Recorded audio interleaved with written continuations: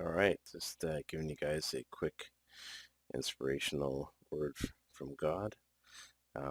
Verse I'm reading from is 1 Peter 5, verses 6 to 7. God resists the proud, but gives grace to the humble.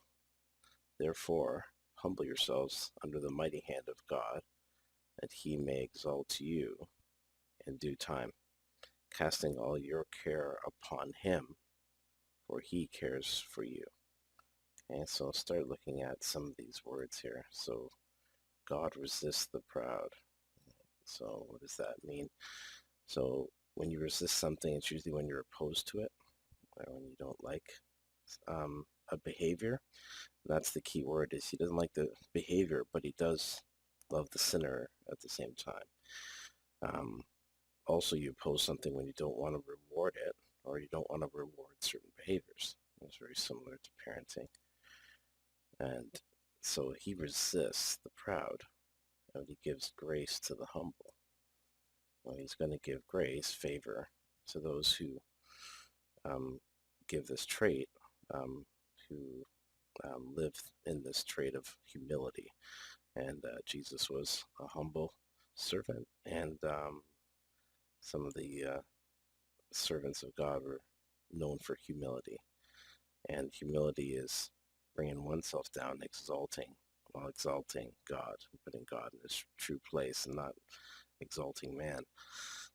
And so, in turn, the next verse says, humble yourselves under the mighty hand of God. Right? The word mighty hand of God is a good acknowledgement here, because when someone's proud, they think that they're strong, they're powerful. But the true acknowledgement is that we are not truly powerful. We're not truly strong. We're broken and susceptible to so many things as humans. But God is the one who's mighty. That's a proper acknowledgement, that he may exalt you in due time. Now, let's just quickly touch on, why do some proud people prosper?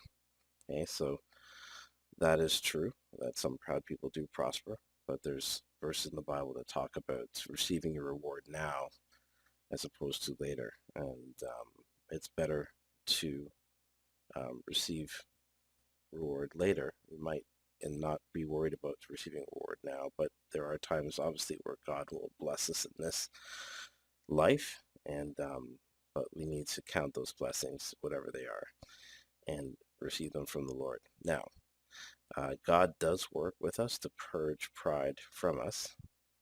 It's not like he doesn't care about the proud person. He allows for growth. And when a root of pride is evident in someone's life, they start to exalt themselves instead of God. They congratulate their own efforts while disregarding the Lord's provision and protection.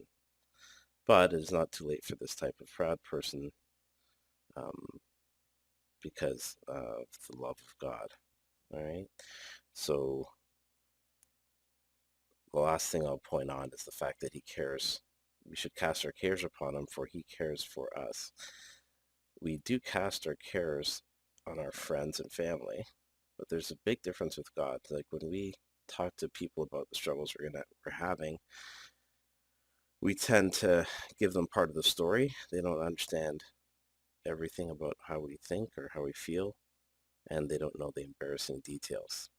But God knows all the embarrassing details. He knows exactly what you're like, or if you're being a hypocrite or anything like that, or what have you. But God still cares for you. So he's actually one of the best people to cast your cares upon, because he knows the full story and the true story, but yet he cares for you.